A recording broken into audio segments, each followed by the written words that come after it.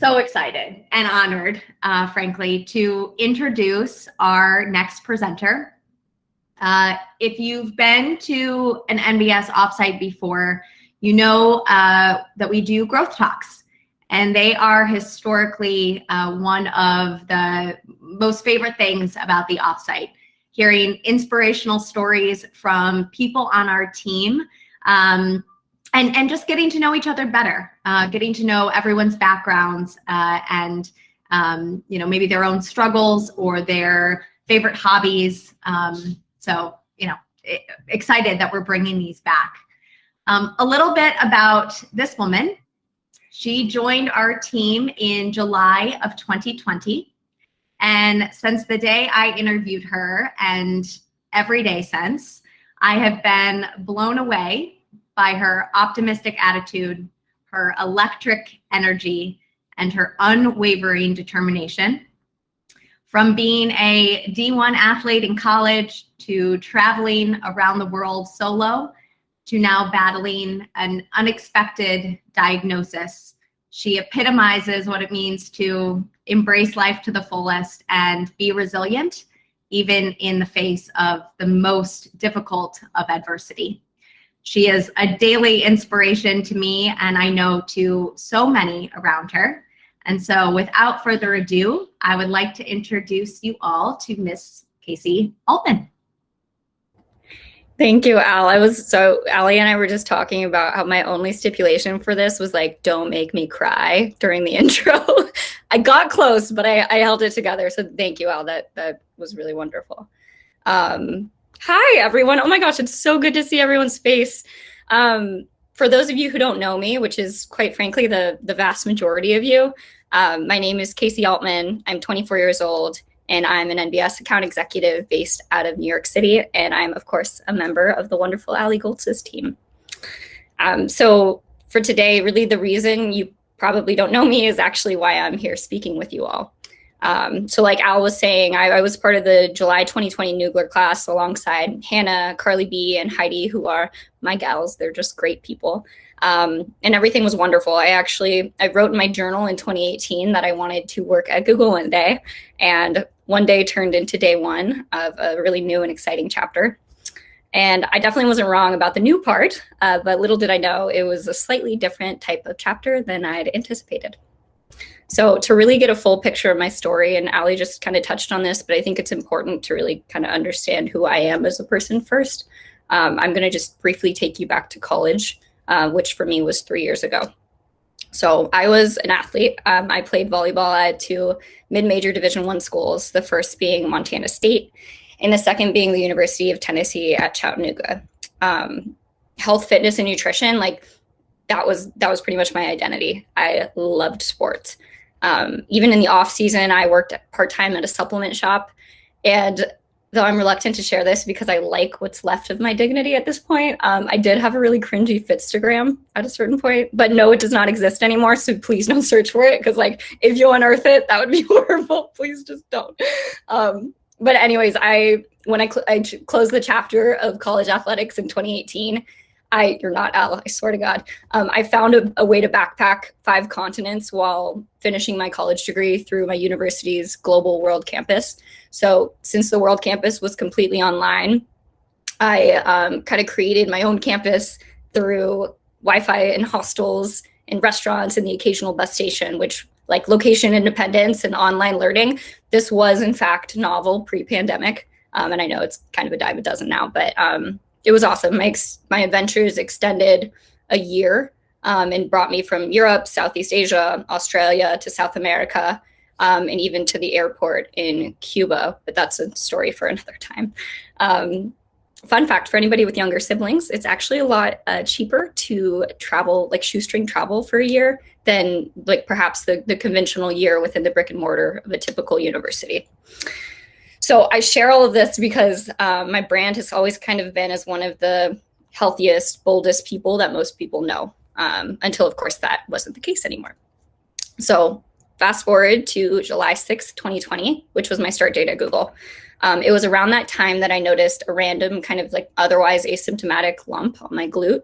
but it didn't hurt at all. And I had plenty of energy to get through the day. So I did the thing that most healthy, busy 20-somethings would, which was actively try to forget about it. But the interesting thing is you can really only deceive your intuition for so long. I think any anxiety that we stifle always finds a way to trudge through our consciousness eventually. And anyways, in my case, the lump swelled to 3 inches and then multiplied, which meant I literally couldn't ignore it anymore. Much like the entirety of 2020, as we've all experienced, July blended into August, August blended into September, and finally in October, Q4 began, and I felt like I was very, very slowly but surely getting the hang of the job. And I was adjusting to working from home like everyone else, and I was enjoying time with friends because outdoor dining was thriving since COVID cases were gloriously low for a few months there in New York. And then in October, when a second lump appeared, I decided to finally see a doctor.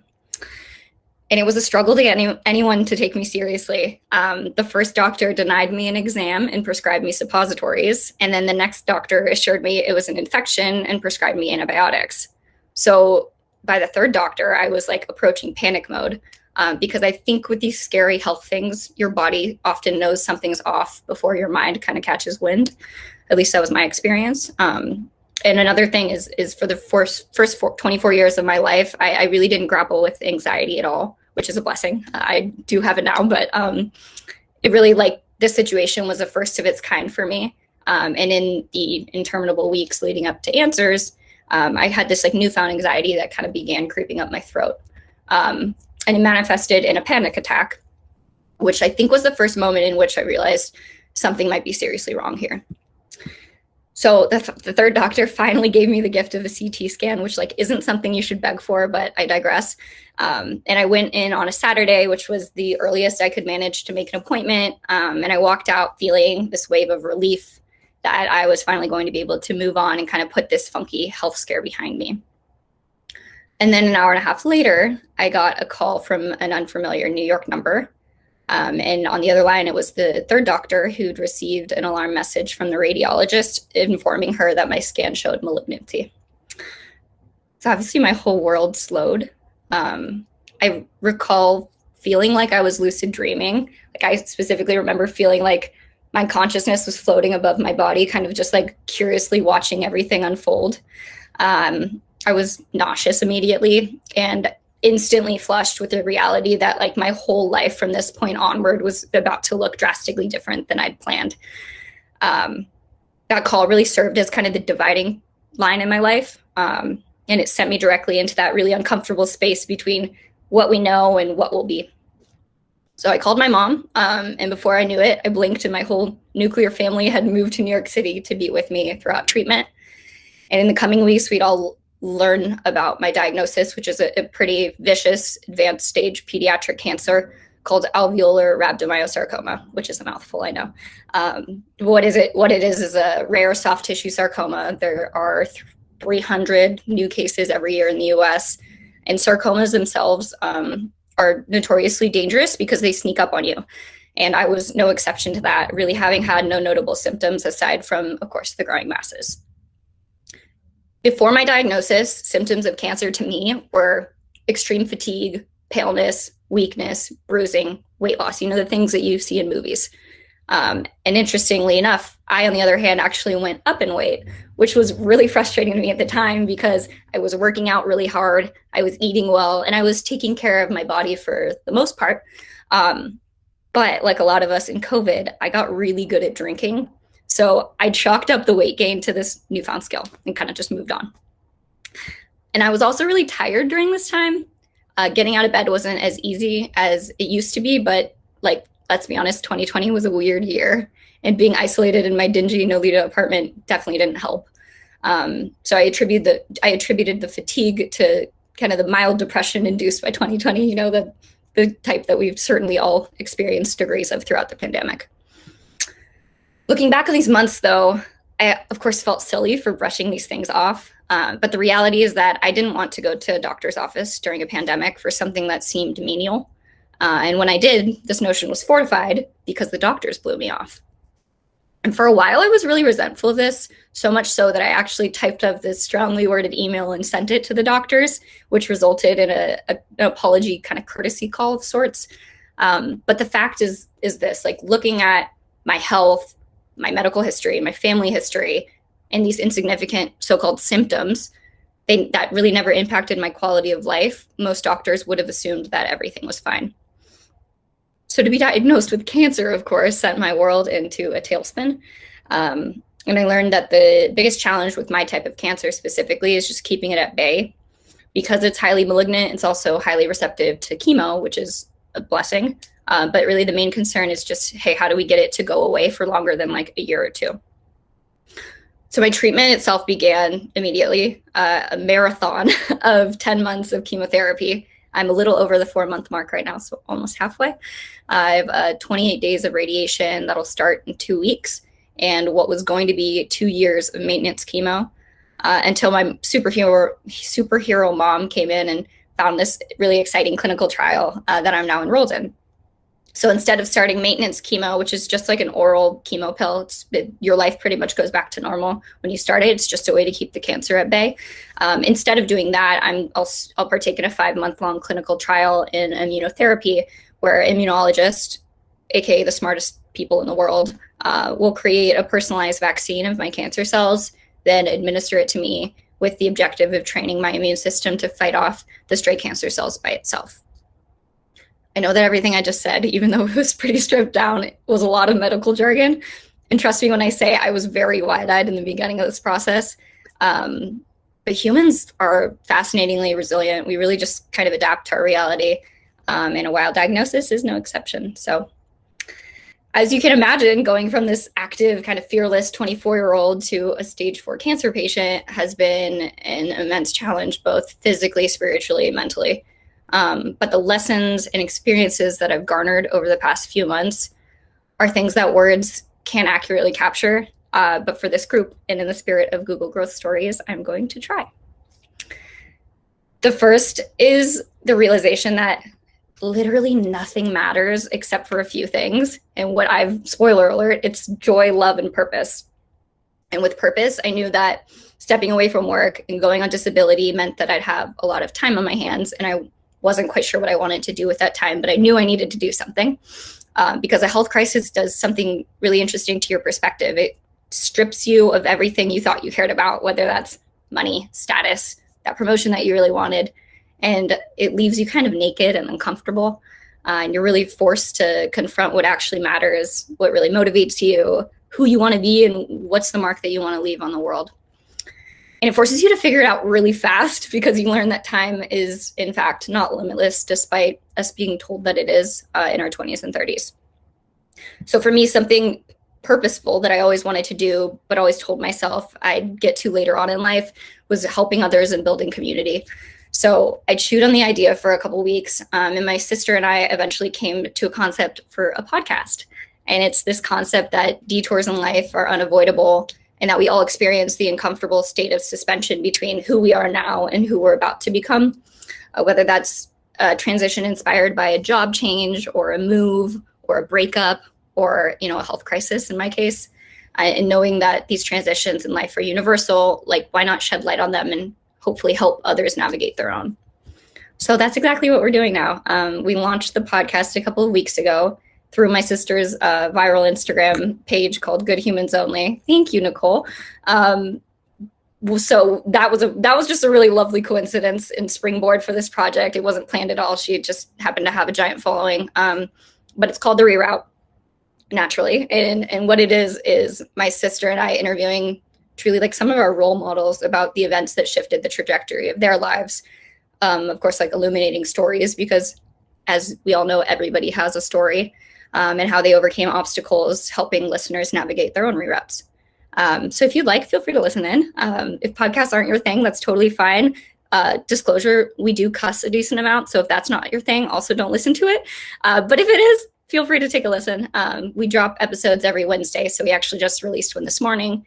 And really, it's just been such a blast of a passion project for me throughout, of course, the downtime, and hopefully impactful for others.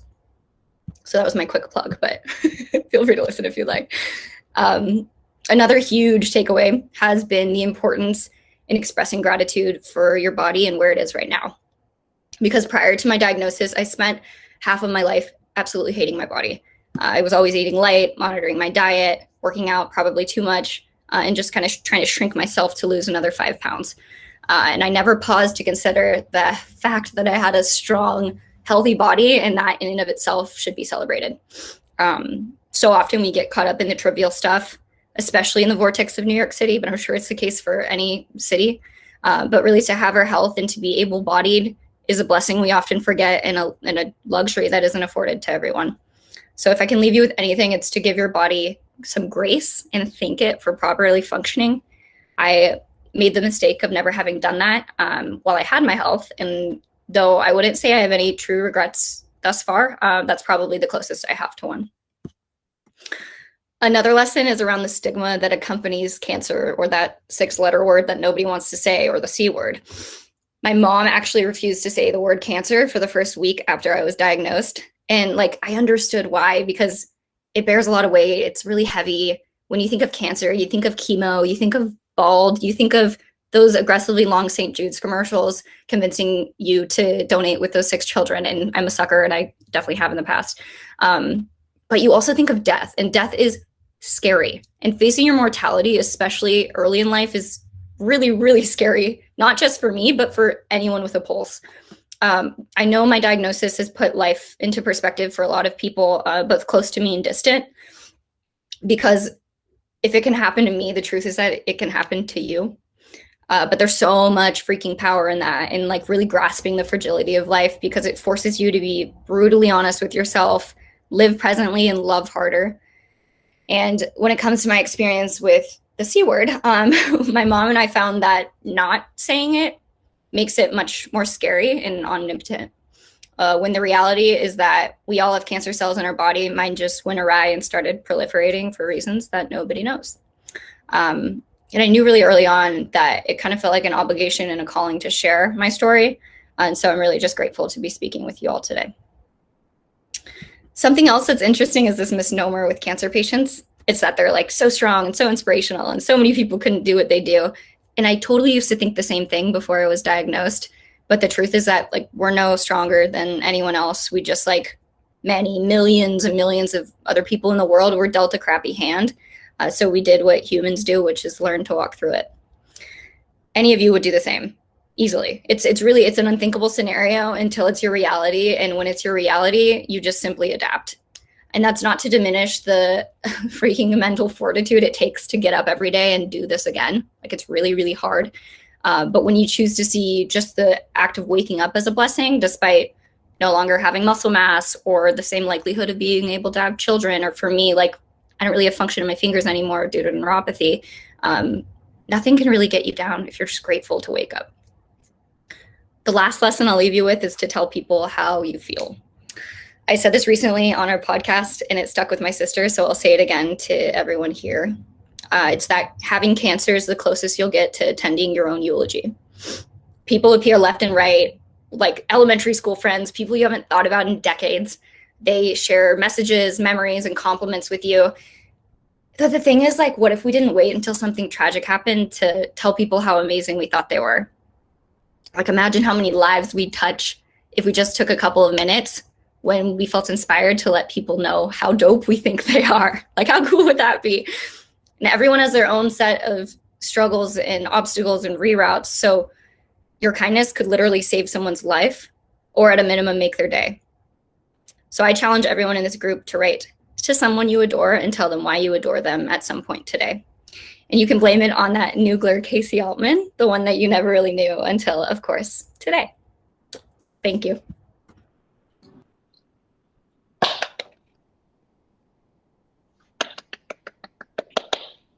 Woo! Oh, Case, thank you. Thank you, thank you, thank you, thank you, thank you for sharing your story.